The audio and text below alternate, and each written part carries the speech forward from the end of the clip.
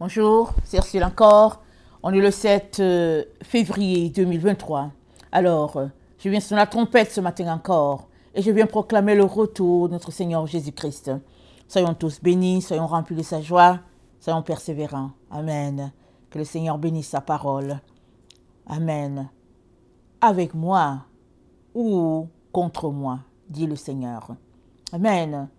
Alors, aujourd'hui, le Seigneur parle à tous ceux-là qui sont à son service. Et le Seigneur dit à tous ceux-là, vous êtes avec moi ou bien vous êtes contre moi. Et dans Matthieu 12, le verset 30, voilà ce que dit notre Dieu. Matthieu 12, le verset 30, il dit, celui qui n'est pas avec moi est contre moi, et celui qui n'assemble pas avec moi disperse. Amen. Celui qui n'est pas avec moi est contre moi, et celui qui n'assemble pas avec moi disperse. Alors, pour tous ceux-là qui se disent enfants de Dieu et qui sont en train d'assembler en ce moment, êtes-vous en train d'assembler selon Dieu? Êtes-vous en train d'assembler selon Dieu? Alors, il est donc très important de s'assurer qu'on est en train de travailler sur les conditions du Père et qu'on est en train de faire ce qu'il attend de nous. Amen. Alors, hier, le 6 février, amen, à 7h54, j'étais dans la présence du Seigneur. Non, pardon, le 5 février. Voilà, c'est ça qui est écrit dans mon cahier.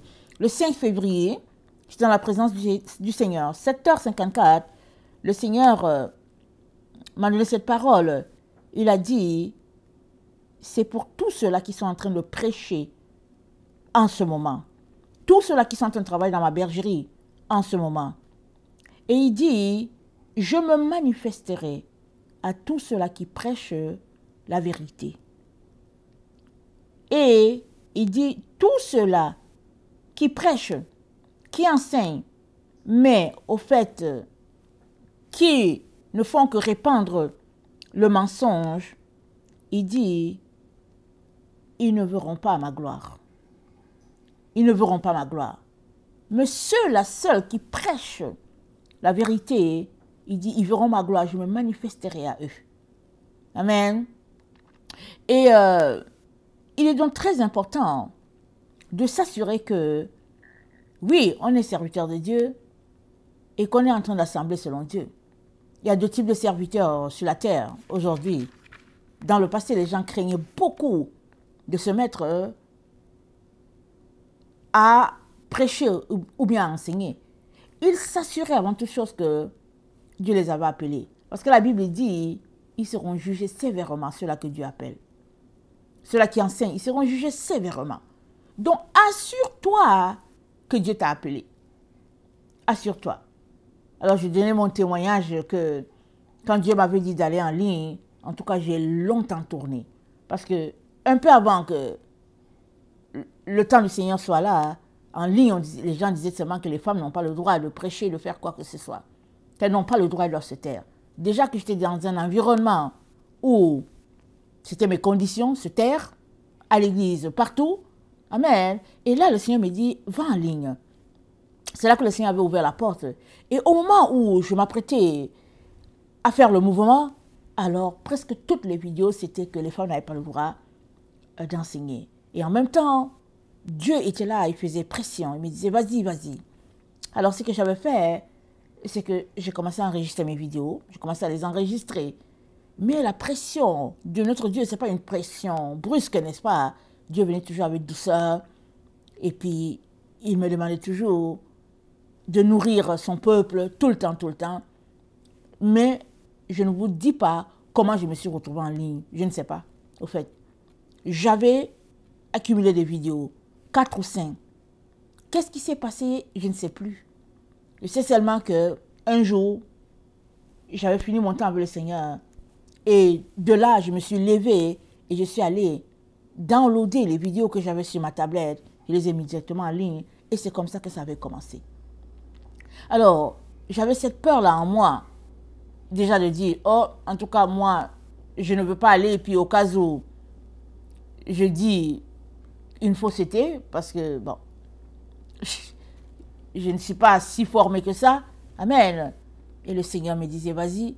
Et il y avait la barrière qui venait des autres qui disaient, la femme n'a pas le droit de prêcher, la femme n'a pas le droit d'enseigner. Alors tout cela pour dire que quand Dieu appelle, il équipe. Alors si Dieu t'a appelé, va faire ce qu'il t'a appelé à faire. Va faire ce qu'il t'a appelé. Fais-le de la manière qu'il t'a dit de faire. Ne suis pas les conseils de quelqu'un. Fais exactement ce que Dieu t'a dit. Ceux qui ne sont pas avec toi vont se séparer de toi. Ils vont te lancer les pierres. Et ce sera, amen, la grâce de Dieu pour toi d'être séparé des gens qui t'opposent. C'est la voie de Dieu pour toi. Pour que tu puisses te retrouver sur le chemin où c'est lui seul qui va t'enseigner. Maintenant, s'il ne t'a pas appelé et que tu te retrouves aussi là pour affaire d'argent, je ne sais pas, de gloire humaine, peu importe, il est très important que tu quittes là-bas le plus rapidement. Parce que le jugement de Dieu arrive sur tous ceux-là qui sont à ces positions-là, d'enseignants, prédication, tout ça, le jugement de Dieu arrive. Alors justement, je viens donc apporter ce que notre Seigneur a pour nous aujourd'hui. Alors, il dit que tous ceux qui ne sont pas avec lui sont contre lui, tous ceux qui n'assemblent pas avec lui dispersent. Alors, dans Jean 21, alors que Jésus-Christ avait été glorifié déjà, amen, et qui s'est retrouvé au bord du lac Tibériade, alors Simon est venu vers lui, les autres disciples, ils étaient allés pêcher, ils n'avaient rien trouvé, et finalement il y a quelqu'un qui leur a dit, jetez le filet du côté droit, et la pêche était tellement extraordinaire que Jean a dit, c'est le Seigneur. Et Simon s'est jeté dans l'eau, et il est venu vers le Seigneur, et Jésus-Christ lui a dit, Jean 21, attendez, après qu'ils eurent mangé, Jésus-Christ dit à Simon, le verset 15, Simon Pierre, fils de Jonas, m'aimes-tu plus que ne m'aime ceux-ci? Il lui répondit, oui Seigneur, tu sais que je t'aime. Jésus lui dit, paie mes agneaux. Il lui dit une seconde fois, Simon, fils de Jonas, m'aimes-tu? Pierre lui répondit, oui Seigneur, tu sais que je t'aime. Jésus lui dit, paie mes brebis. Il lui dit pour la troisième fois, Simon, fils de Jonas, m'aimes-tu? Pierre fut attristé de ce qu'il lui avait dit pour la troisième fois, m'aimes-tu? Il lui répondit, Seigneur, tu sais toutes choses, tu sais que je t'aime. Jésus lui dit, paie mes brebis. Alors, notre amour pour le Seigneur se traduit par le fait que nous sommes appelés à paître les agneaux de Dieu. C'est en ce sens que tu aimes le Seigneur. Si tu dis que tu aimes Jésus, tu as appelé à donner à manger aux brebis du Seigneur. Que ce soit la nourriture physique, que ce soit la nourriture spirituelle. Mais généralement, quand Jésus-Christ parle de paître les agneaux, c'est d'abord spirituellement. Amen. Voilà pourquoi il dit, qui n'assemble pas avec moi disperse. Parce que il a assemblé à la manière de Jésus-Christ. Et il a assemblé à la manière du serpent. Jésus-Christ, il est de la postérité de la femme. Dieu a dit dans Genèse 13, le verset 15, il a dit au serpent, la postérité de la femme va t'écraser la tête. Tous les descendants de la femme, ils écrasent la tête du serpent. Il n'y a rien à faire. Pourquoi? Parce que le serpent, il est tortueux dans ses pensées. Dans tout ce qu'il fait, il est tortueux. Il n'est pas droit. Alors quand quelqu'un se met à assembler à la manière du serpent, il assemble de manière tortueuse. Il assemble pour satisfaire ses désirs à lui. Il assemble pour ses poches à lui. Il assemble pour sa gloire à lui. Mais ceux-là qui assemblent à la manière de Jésus, ils assemblent pour la gloire de notre Seigneur, de leur Seigneur. Alors Dieu a dit au serpent, puisque tu as fait cela, puisque tu as conduit la femme, tu l'as trompée, tu l'as amenée à marcher sur la voie du bien et du mal, la voie tiède, la voie du mensonge, puisque tu as conduit la femme là, Dieu a dit au serpent, je place l'inimitié entre elle et puis toi, entre sa postérité et ta postérité. Et la postérité de la femme va t'écraser la tête, va écraser la tête à ta postérité. C'est-à-dire que là où vous êtes là, serpent, et puis femme, c'est-à-dire diable, et puis Ève, là où vous êtes là, en tout cas, vous ne pouvez plus vous accorder sur quoi que ce soit. Parce que là, dans Genèse 3, Ève s'est accordée avec le serpent pour aller dans son sens. Elle a quitté la voie de Dieu. Elle a signé un pacte avec le serpent. Et ce pacte l'a conduit où ça l'a conduit. Elle s'est retrouvée sur la voie du milieu. Et une voie fatale. Fatale pour elle, son mari et pour ses descendants. Et on connaît toute l'histoire.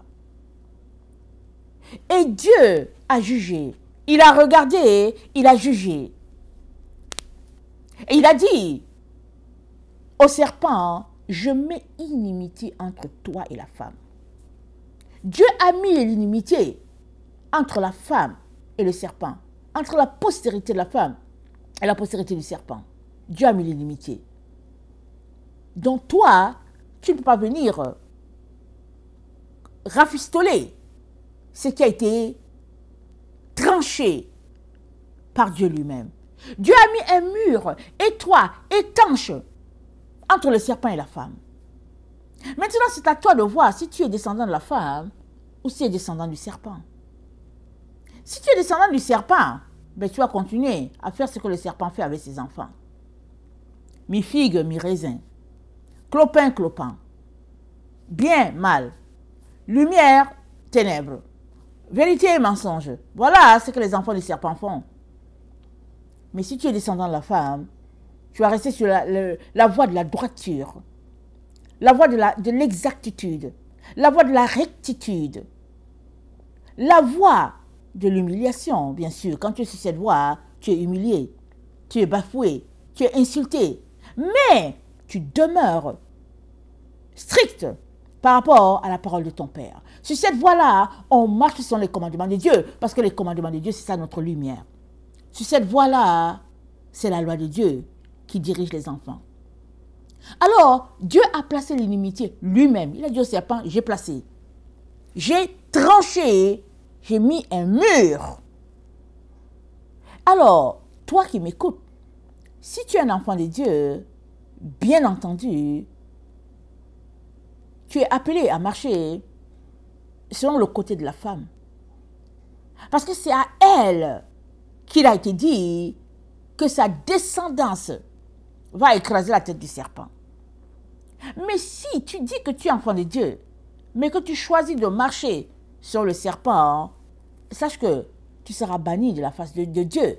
Parce que ce qui arrivera au serpent, c'est que la postérité de la femme va lui écraser la tête. Et quand la tête est écrasée, ben c'est fini, c'est la mort. Le serpent, lui, il va blesser le talon de la femme. Il y a une blessure. Il y a des conséquences, n'est-ce pas? Il y a un mal physique qui est là, mais ce n'est pas la mort. Mais la descendance de la femme, elle a reçu de Dieu le Père de tout simplement écraser la tête du serpent. Alors, il est donc très important que si tu te réclames enfant de Dieu et que tu enseignes ou tu prêches, il faudrait que tu enseignes et que tu prêches dans la droiture, dans la vérité, de manière à écraser tout ce qui n'est pas de Dieu. Mais si tu veux faire plaisir aux êtres humains, alors tu es tout simplement en train de parler comme le serpent et tu ne verras pas la face du Père. Alors au pasteur, Dieu dit, dans Ézéchiel 34, au verset 1, il dit, « Fils de l'homme, prophétise contre les pasteurs d'Israël, prophétise et dis-leur aux pasteurs, Ainsi parle le Seigneur l'Éternel. Malheur aux pasteurs d'Israël qui se paissaient eux-mêmes. Les pasteurs ne devraient-ils pas paître le troupeau? Vous avez mangé la graisse, vous êtes vêtus avec la laine, vous avez tué ce qui était gras, vous n'avez point fait paître les brebis, vous n'avez pas fortifié celles qui étaient faibles, guéri celles qui étaient malades, pansé celles qui étaient blessées, vous n'avez pas ramené celles qui s'égaraient, cherché celles qui étaient perdues, mais vous les avez dominées avec violence et avec dureté. Elles se sont dispersées parce qu'elles n'avaient point de pasteur. Elles sont devenues la proie de toutes les bêtes des champs. Elles se sont dispersées. Mon troupeau est errant sur toutes les montagnes et sur toutes les collines élevées. Mon troupeau est dispersé sur toute la face du pays. Nul n'en prend souci. Nul ne le cherche. C'est pourquoi, pasteur, écoutez la parole de l'Éternel. Je suis vivant, dit le Seigneur, l'Éternel, parce que mes brebis sont au pillage, qu'elles sont devenues la proie de toutes les bêtes des champs, faute de pasteurs, parce que mes pasteurs ne prenaient aucun souci de mes brebis, qu'ils se paissaient eux-mêmes et ne faisaient point paître mes brebis. À cause de cela, pasteur, écoutez la parole de l'Éternel. Oh oui, écoutez, pasteur, écoutez bien. Ainsi parle le Seigneur l'Éternel, voici j'en veux aux pasteurs. Je reprendrai mes brebis d'entre leurs mains. Je ne les laisserai plus paître mes brebis. Et ils ne se paîtront plus eux-mêmes. Je délivrerai mes brebis de leur bouche. Et elles ne seront plus pour eux une proie. Car ainsi parle le Seigneur l'Éternel, voici j'aurai soin moi-même de mes brebis, et j'en ferai la revue. Comme un pasteur inspecte son troupeau quand il est au milieu des brebis éparses, ainsi je ferai la revue de mes brebis, et je les recueillerai de tous les lieux où elles ont été dispersées au jour des nuages et de l'obscurité. Nous sommes dans ce temps-là, au jour des nuages et d'obscurité, les nuages, les démons, n'est-ce pas? La Bible dit quoi? Le livre d'Enoch, il dit, partout où les anges déchus, les fruits, la descendance, partout où ils mourront, leur âme n'ira pas vers le ciel, mais ils seront sur la terre comme des nuages, apportant toutes sortes de fléaux, de maladies et des situations de ténèbres. Ça, c'est dans le livre d'Enoch. Alors, Dieu dit, je les recueillerai de tous les lieux où elles ont été dispersées au jour des nuages et de l'obscurité. Je les retirerai d'entre les peuples, je les rassemblerai des diverses contrées, et je les ramènerai dans leur pays. Je les ferai paître sur les montagnes d'Israël, le long des ruisseaux, et dans tous les lieux habités du pays. Je les ferai paître dans un bon pâturage, et leur demeure sera sur les montagnes élevées d'Israël. Là, elles reposeront dans un agréable asile, et elles auront de gras pâturages sur les montagnes d'Israël. C'est moi qui ferai paître mes brebis. C'est moi qui les ferai reposer, dit le Seigneur l'Éternel. Je chercherai celle qui était perdue. Je ramènerai celle qui était égarée. Je penserai celle qui est blessée. Et je fortifierai celle qui est malade. Mais je détruirai celles qui sont grasses et vigoureuses. Je veux les paître avec justice. Et vous, mes brebis, ainsi parle le Seigneur l'Éternel, voici, je jugerai entre brebis et brebis, entre bélier et bouc. Est-ce trop pour vous de paître dans le bon pâturage, pour que vous fouliez de vos pieds le reste de votre pâturage, de boire une eau limpide pour que vous troubliez le reste avec vos pieds? Et mes brebis doivent paître ce que vos pieds ont foulé, et boire ce que vos pieds ont troublé. C'est pourquoi ainsi parle le Seigneur l'Éternel. Voici, je jugerai entre les brebis grasses et les brebis maigres. Parce que vous avez heurté avec le côté et avec l'épaule et frappé de vos cornes toutes les brebis faibles, jusqu'à ce que vous les ayez chassées. Je porterai secours à mes brebis, afin qu'elles ne soient plus au pillage. Et je jugerai entre brebis et brebis. J'établirai sur elles un seul pasteur, qui les fera paître, mon serviteur David, qui les fera paître. Il sera leur pasteur. Moi, l'Éternel, je serai leur Dieu. Et mon serviteur David sera prince au milieu d'elle. Moi, l'Éternel, j'ai parlé. Donc, voilà ce que Dieu dit au pasteur. Vous êtes appelés à faire le travail de Dieu. Vous n'êtes pas appelés à vous paître vous-même, comme c'est dit dans le texte. Vous êtes appelés à prendre soin des brebis du Seigneur. Et Dieu a donné un temps pour cela sur toute la terre.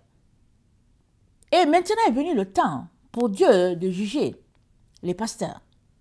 Amen. Le temps est venu pour Dieu de juger. Et donc, très très important, que si tu es un pasteur, assure-toi que tu es propre devant Dieu. Assure-toi. Et si tu as des choses que tu te reproches, que tu n'as pas bien fait, va au pied de la croix le plus rapidement.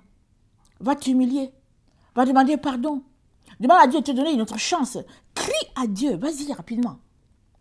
Parce que on est dans le temps où Dieu juge ses serviteurs. Et si tu n'as pas bien fait le travail, tu n'échapperas pas. Donc je t'intéresse à lire Ézéchiel 34, le verset 1 à 24, comme on vient de lire. Maintenant, aux prophètes, vous savez, il y a plein de prophètes sur la terre, hein. Surtout sur Internet, ils sont des prophètes, ils sont des bishops, ils sont des docteurs, ils sont des... Attends, qui sont les... Il y a les titres qui pilulent. Les gens ont soif de gloire, de respect. Mais vous savez, notre Seigneur Jésus-Christ, il n'était pas respecté, notre Seigneur. Il était humilié, notre Seigneur. Les gens l'ont traité vraiment de façon très vulgaire, notre Seigneur. Et pour finir, ils l'ont cloué. Jésus n'avait aucune grâce à leurs yeux.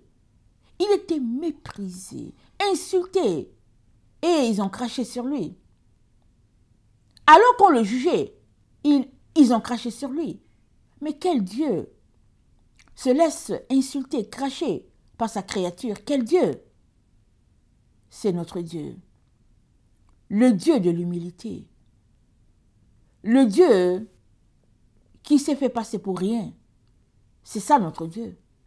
Mais si toi tu dis que tu es prophète de Dieu, docteur de la loi, mais que tout ce que tu fais, c'est renflouer tes poches, c'est te tenir pour faire des miracles mensongers, et puis te tenir devant les gens pour raconter des mensonges, tu prouves que tu n'es pas serviteur de Dieu.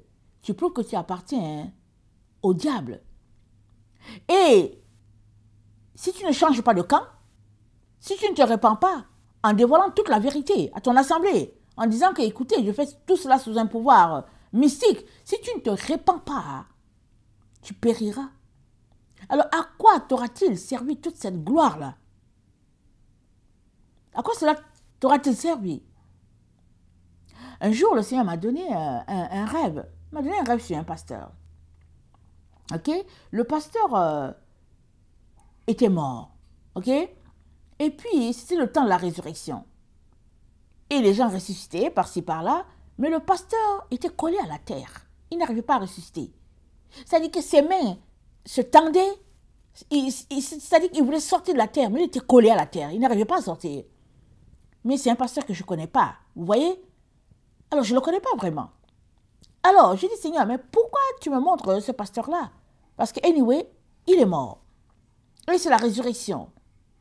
Et le Seigneur m'a dit, je veux juste que tu vois ce qui va arriver à plusieurs pasteurs. Quand la trompette sonnera, tous ceux-là qui ont servi Dieu dans le mensonge, dans les ténèbres, ils souhaiteront faire partie, mais ils seront collés à la terre parce qu'ils sont poussière. Ils retourneront à la poussière dans le vrai sens du terme. Seuls ceux-là qui ont servi le Seigneur dans la crainte, dans l'obéissance, dans le tremblement, seuls ceux-là recevront l'esprit de vie et ils quitteront la terre dans un corps glorifié.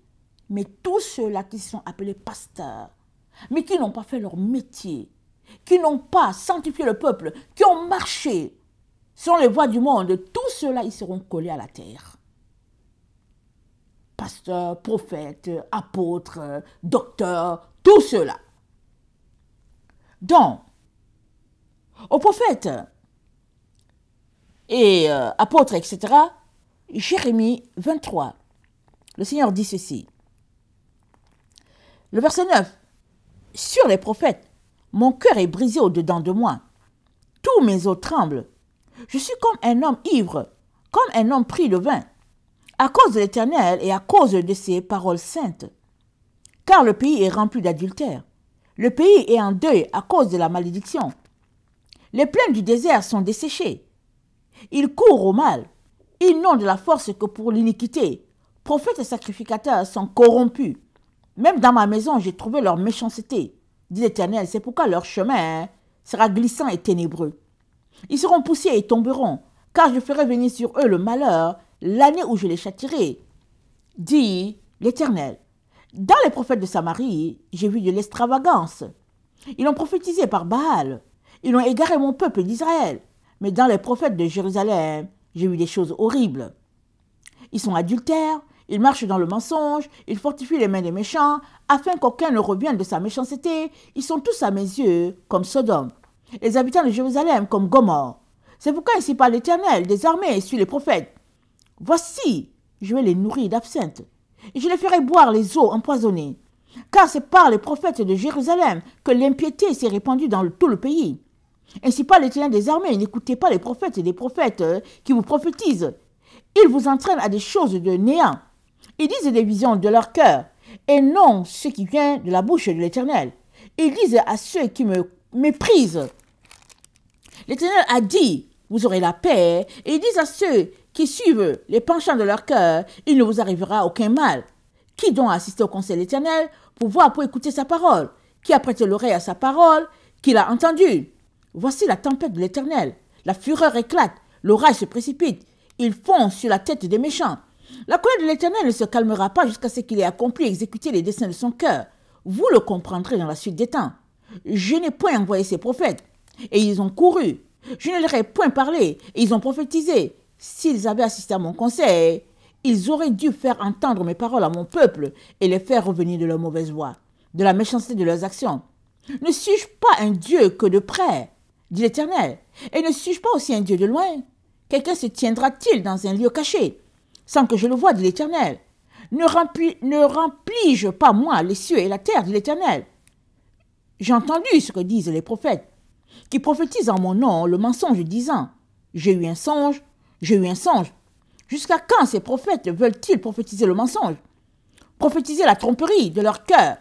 Ils pensent faire oublier mon nom à mon peuple par les songes que chacun d'eux raconte à son prochain. Comme leurs pères ont oublié mon nom pour Baal, que le prophète qui a eu un songe raconte ce songe, et que celui qui a entendu ma parole, rapporte fidèlement ma parole. Pourquoi mêler la paille au froment, dit l'Éternel? Ma parole n'est-elle pas comme un feu, dit l'Éternel, et comme un marteau qui brise le roc? C'est pourquoi voici l'Éternel. C'est pourquoi voici, dit l'Éternel, j'en veux aux prophètes qui se dérobent mes paroles l'un à l'autre. Voici, dit l'Éternel, j'en veux aux prophètes qui prennent leur propre parole et la donnent pour ma parole. Voici, dit l'Éternel, j'en veux à ceux qui prophétisent des songes faux, qui les racontent et qui égarent mon peuple par leurs mensonges, par leur témérité, Je ne les ai point envoyés, je ne les ai point donnés d'ordre, et ils ne sont d'aucune utilité à ce peuple, dit l'Éternel. Amen. Alors, voilà ce que Dieu dit. Il y a des prophètes qui sont là, ils prophétisent et prophétisent, Dieu ne les a pas envoyés.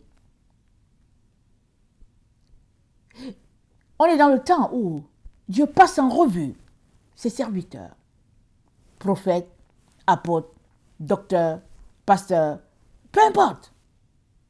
Il passe en revue tout cela, anciens, diacres, peu importe. Maître de chorale, je ne sais pas. En tout cas, tous les appelés là, que Dieu a appelés, tous ceux qui disent que Dieu les a appelés et que bon, ils sont dans l'œuvre de Dieu, Dieu est en train d'exercer le jugement sur eux. C'est le temps où il passe en revue sa maison. C'est le temps. Seras-tu trouvé juste? Toi qui dis que Dieu t'a appelé, toi qui dis que tu fais l'œuvre de Dieu, seras-tu trouvé juste devant Dieu? Il est temps que tu cours rapidement au pied de la croix, te demander te répandre devant Dieu. Demander pardon si tu penses que tu n'es pas prêt. Parce que le jugement de Dieu, il est sans équivoque. Le jugement de Dieu est en train de tomber là. Il tombe à tous les jours. Dieu juge. C'est le temps. Et Dieu ne dédaigne pas un cœur brisé et contrit. Peu importe ton péché, va devant Dieu. Demande-lui pardon, il va te pardonner. Mais si tu demeures dans ton orgueil, en disant que, oh non, Dieu fait grâce, tu seras surpris royalement. Tu te retrouveras vraiment loin de ton Dieu. Et le Seigneur m'a dit, avant-hier, puisque j'ai reçu la parole avant-hier à 7h57, où il disait que c'est le temps où il va juger ceux-là qui se disent ses serviteurs, et que tous ceux-là qui prêchent la vérité vont voir sa gloire, et que ceux qui prêchent, mais qui ne prêchent pas la vérité, ne la verront pas. Donc voilà, il y a déjà une différence. Alors, et le Seigneur me disait, c'est le temps où plusieurs serviteurs de Dieu, peu importe le titre, vont se retrouver tout simplement nus. Oh oui, ils vont connaître la nudité. Ils se sont renfloués les poches. Ils ont vécu de manière vraiment, en tout cas, à se remplir le ventre. Et plusieurs seront tout simplement dénudés. Vraiment. Ça va arriver. Et Dieu ne veut pas cela pour toi, toi qui es en train de m'écouter. Il te dit, il va changer. Il te demande d'aller te repentir. Si tu penses que tu as quelque chose à te reprocher. Sinon, tiens-toi droit. Parce qu'il arrive. On va lire Luc 12. Luc 12, parce que notre Seigneur te dit de l'attendre. Il arrive. Luc 12, le verset 35. Que vos reins soient sains et vos lampes allumées, et vous soyez semblables à des hommes qui attendent que leur maître revienne des noces, afin de lui ouvrir dès qu'il arrivera et frappera. Heureux ces serviteurs que le maître à son arrivée il trouvera veillant. Je vous le dis en vérité, il se scindra, les fera mettre à table et s'approchera pour les servir. Qu'il arrive à la deuxième ou à la troisième veille, heureux ces serviteurs s'il les trouve veillants. Sachez-le bien, si le maître de la maison savait à quelle heure le voleur doit venir, il veillerait et ne laisserait pas percer sa maison. Vous aussi, tenez-vous prêts, car le Fils de l'homme viendra à l'heure où vous n'y penserez pas. Le Fils de l'homme vient à l'heure où on n'y pense pas. Nous devons être prêts. Il dit que vos reins soient sains et les lampes allumées. Ça veut dire quoi? Ça veut dire ayez la vérité à vos reins. Aux reins, c'est la vérité, comme ceinture. Il dit ayez la ceinture de vérité. Il dit ayez ça.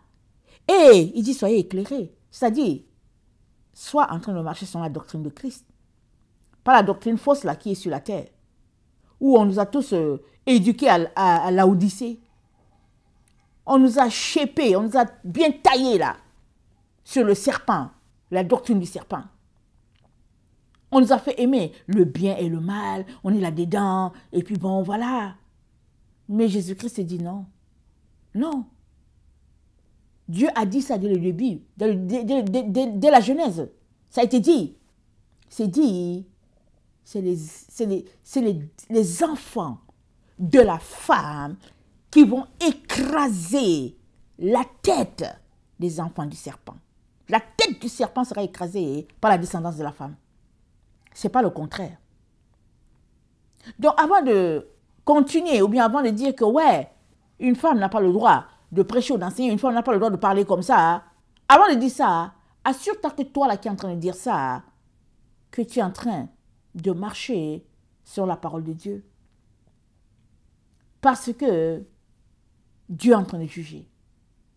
Si Dieu t'a appelé à dire quelque chose, va dire. S'il ne t'a pas appelé à dire, ferme ta bouche. Si Dieu t'a appelé à enseigner, va enseigner. Si t'a appelé à prêcher, va prêcher. Si t'a appelé à aller t'occuper des malades, vas-y, vas-y, vas-y. Fais ce qu'il t'a appelé à faire. Concentre-toi à le faire bien. Parce que on est à l'heure où Dieu passe en revue ses serviteurs, ses servantes, seras-tu trouvé juste devant lui? Amen. Que le Seigneur bénisse sa parole. Je vous aime beaucoup. Dieu davantage. Maranatha, Jésus revient. Amen et alléluia. Soyez bénis.